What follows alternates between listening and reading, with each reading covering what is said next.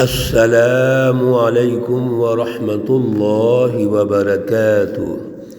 اعوذ باللہ من الشیطان الرجیم، بسم اللہ الرحمن الرحیم۔ ان فی السماوات والارض لآیات للمؤمنین وفي خلقكم وما يبث من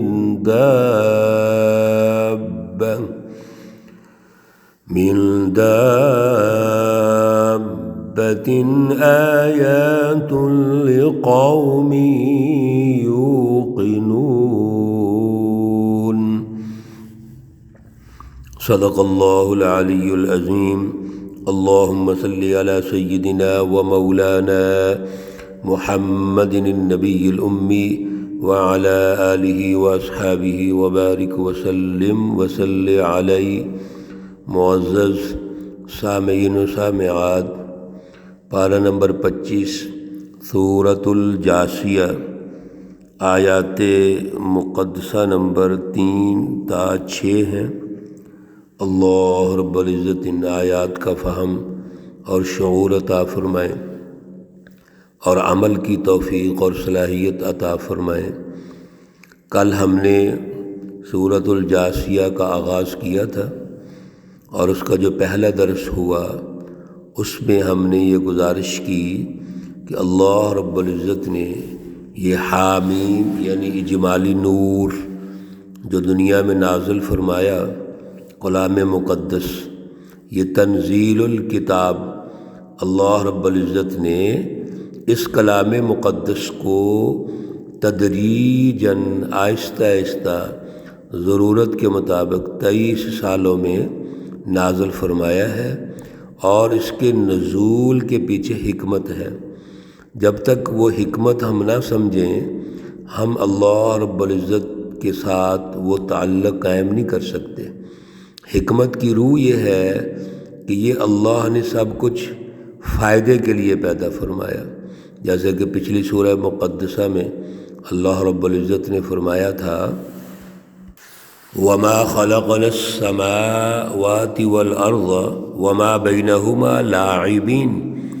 یہ جو اللہ نے آسمان زمین پیدا فرمائے سب کچھ، تو یہ کوئی کھیل تماشا نہیں ہے، یہ جو سچی رہنمائی ہے، یہ اعلیٰ فلسفی ہے، اعلیٰ فکر ہے، پروگرام ہے، یہ اس پر یقین ہونا ضروری ہے۔ اس لیے اللہ رب العزت نے یہ دعویٰ ارشاد فرمایا۔ اب اس کے دلائل پیش کرتے ہیں کہ یہ جو حکمت ہے، اس حکمت کے پیچھے اللہ رب العزت نے پوری کائنات کی تخلیق کی، اور کس لیے کی؟ انسانیت کے لیے، انسانیت کی ترقی کے لیے، انسانیت کے فائدے کے لیے۔ ان فی السماوات والارض، بے شک آسمانوں اور زمین میں، لآیات، البتہ نشانیاں ہیں، للمؤمنین، ایمان والوں کے لیے، جو اللہ پر ایمان رکھتے ہیں ان کے لیے نشانیاں ہیں۔ کس میں؟ آسمان اور زمین میں۔ دیکھو یہ ایمان بالغیب ہے، اور ایمان بالغیب کا تعلق مومنوں کے ساتھ ہوتا ہے۔ الذین یؤمنون بالغیب، اللہ نے پیدا کیا، اللہ پر ہمارا ایمان بالغیب ہے۔ آسمان اور زمین پیدا کیے، یہ بھی اللہ نے بتایا، اور اللہ رب العزت نے ہماری تربیت فرمائی، یہ بھی ایمان بالغیب ہے۔ اس میں حکمتیں ہیں، اس میں اللہ رب العزت نے انسانیت کی ترقی کے ذرائع رکھے ہوئے ہیں، یہ بھی اللہ نے ہمیں ارشاد فرما دیا۔ اب آسمان اور زمین پر غور و فکر کرنا، اللہ پر ایمان لانا، یہ ضروری ہے۔ اور یہ کون ایمان لائے گا؟ جو مومنین اور متقین ہوں گے، وہ بغیر کسی تأمل کے صرف اللہ رب العزت کی پہچان پیدا کرتے ہوئے اس کی رضا کے لیے فوراً ایمان لے آئیں گے۔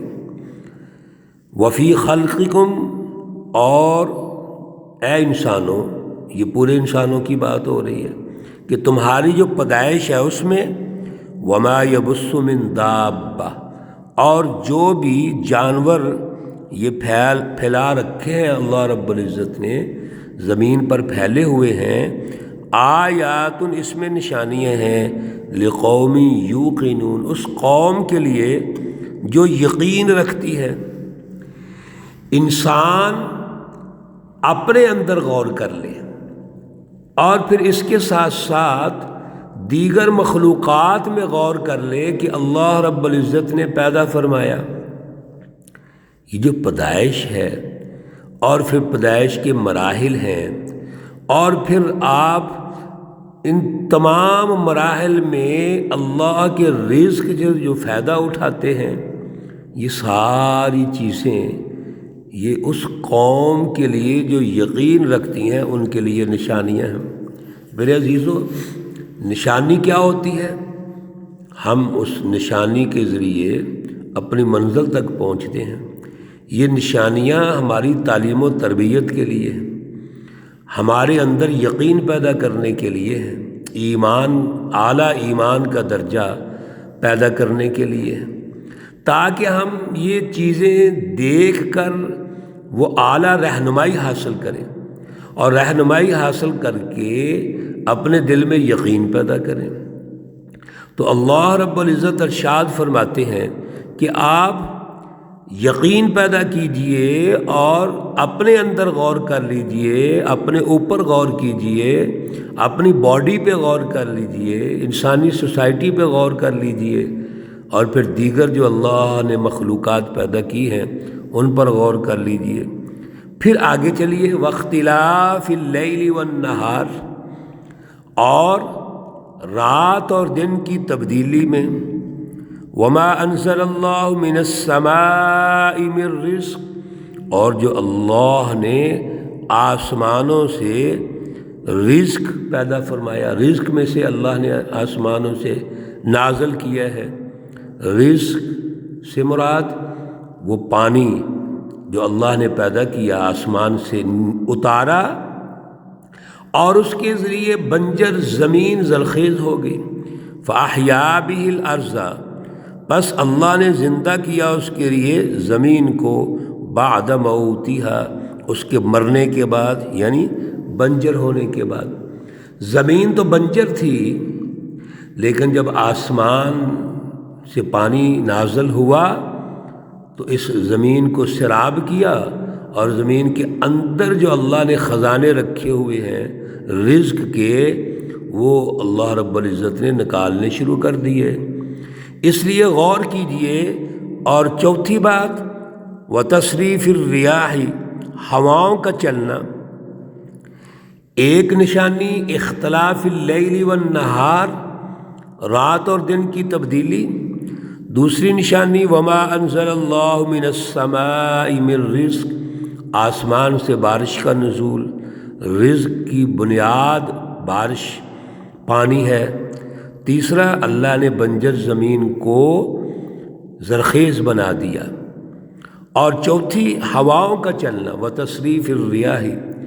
پچھلی سورہ مقدسوں میں اللہ رب العزت نے تصریف الریاح کے حوالے سے یہ وضاحت ارشاد فرمائی تھی کہ جب ہوائیں چلتی ہیں سمندر اور دریاؤں میں، تم کشتیاں چلاتے ہو، تو اللہ رب العزت ان ہواؤں کے ذریعے سے تمہاری کشتیوں کے چلنے کا بندوبست فرماتے ہیں۔ ہم چپو مارتے ہیں کشتی کے اندر، لیکن اصل میں وہ ہوا ہوتی ہے جو ہمیں اپنے منزل تک پہنچاتی ہے۔ اس کے علاوہ اللہ نے بے شمار سائنس رکھی ہوئی ہے۔ یہ چار چیزیں ہیں، آیات، یہ نشانیاں ہیں، لقوم یعقلون، اس قوم کے لیے جس میں عقل ہے۔ پہلی آیات کن کے لیے تھے؟ مومنین کے لیے نشانیاں۔ دوسری نشانیاں کن کے لیے تھی؟ لقوم یوقنون، جو یقین رکھتے ہیں۔ اور تیسری نشانیاں کس کے لیے ہیں؟ لقوم یعقلون، جو عقل رکھتے ہیں۔ یہ جو دونوں آیات ہیں جس میں یوقنون اور یعقلون آیا ہے، میرے عزیزو اللہ پوری انسانیت کو جھنجھوڑ رہے ہیں کہ عقل حاصل کرو. آپ اللہ کی ان نعمتوں کو دیکھتے ہو، غور فکر کرتے ہو، تمہاری زندگی کا حصہ ہے یہ. آپ اپنی زندگی اس کے بغیر گزار ہی نہیں سکتے.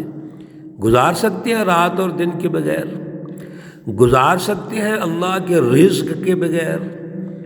جو اللہ نے آسمان سے پانی نازل کیا اور زمین کو زرخیز بنایا اور پھر سب کچھ زمین سے دریافت کرتے ہیں ہم، تو گزار سکتے ہیں اس کے بغیر؟ تو پھر عقل تو حاصل کرو. تلک آیات اللہ، یہ اللہ کی نشانیاں ہیں، اللہ کی رہنمائی ہے. نتلوہا علیک، ہم نے اس کو آپ پر پڑھا، تلاوت کی، سنایا، بھیجیں، بالحق، حق کے ساتھ. ہم یہ سب کچھ آپ کو حق کے ساتھ بھیجا ہے اور سنایا ہے. حق کی وضاحت بھی پہلے کئی دفعہ ہو چکی ہے. میرے عزیزو یہ اصطلاحات ذہن میں رکھیے. حق وہ سچی رہنمائی ہے جو انسانیت کی ترقی کے ذرائع ہیں. یہ اعلیٰ تعلیم و تربیت کا نظام ہے جو درست ہے، سچا ہے، اس میں کوئی کسی قسم کا شک و شبہ نہیں ہے. ہم اس میں کوئی وسوسہ پیدا نہیں کر سکتے، شک نہیں پیدا کر سکتے کہ کیا اس میں کوئی نقصان ہے ہمیں. نہیں، ایسی بات نہیں. یہ سب حق ہے، سچ ہے، یعنی سچی رہنمائی ہے، سچی تعلیم و تربیت ہے، سچے اعلیٰ افکار ہیں، نظریات ہیں، اعلیٰ فلسفی ہے. اب اس حق کا اگلا درجہ کیا ہے کہ ہم اس اعلیٰ فکر اور فلسفے کا عملی نظام بنائیں، پھر یہ حق ہوگا. اس پر ایک نظام کی تشکیل کرنی ہے تو پھر اللہ رب العزت کے سامنے یہ حق ہو جائے گا.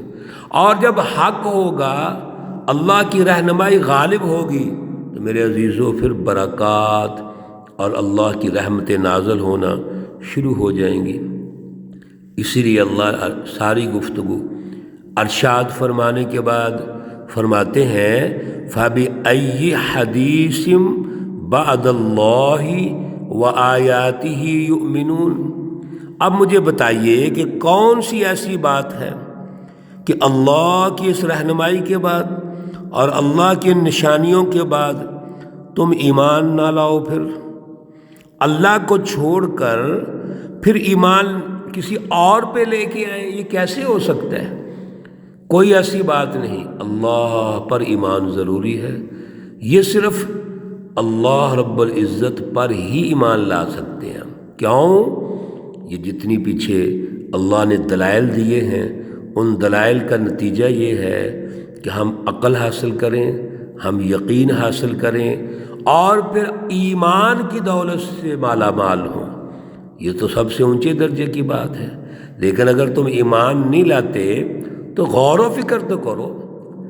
اور اسی لیے میرے عزیزو پیچھے بھی گزر چکا کئی دفعہ کہ کفار مکہ اور مشرکین مکہ بھی اللہ کو مانتے تھے. اتنی چیزیں ان کو سمجھ تھی کہ یہ کس نے پیدا کی ہیں، کون ہے جو پیدا کرنے والا ہے، لیکن اللہ کو مان کر اس میں شکوک و شبہات پیدا کرتے تھے، شرک پیدا کرتے تھے. اسی طرح جو منافقین ہیں وہ نفاق، خود غرض، لالچ، مفاد پرستی کی وجہ سے ان میں منافقت پیدا ہو جاتی تھی. تو اللہ کی رہنمائی کے بعد اب اور کوئی راستہ نہیں ہے، وہ ایک ہی ہے کہ اللہ پر ایمان لایا جائے. اللہ ہمیں ایمان کی دولت سے، اعلیٰ شعور اور اعلیٰ فلسفی کی دولت سے مالا مال فرمائے، اور شیطان اور شیطانی وسوسوں سے اللہ محفوظ فرمائے. اللہ رب العزت تمام بیماروں کو شفائے کاملہ عاجلہ مستمرہ عطا فرمائے. اللہ رب العزت تمام مرحومین و مرحومات کو جنت الفردوس میں اعلیٰ مقام عطا فرمائے. اللہ رب العزت تمام ہمارے عزیزوں، بھائیوں، بہنوں کے سب جو انفرادی اجتماعی مسائل ہیں حل فرمائیں. ربنا تقبل منا انك انت السميع العليم وتب علينا إنك أنت التواب الرحيم. وصلى الله تعالى على النبي الأمي محمد وعلى آله وأصحابه أجمعين برحمتك يا أرحم الراحمين. السلام عليكم ورحمة الله وبركاته.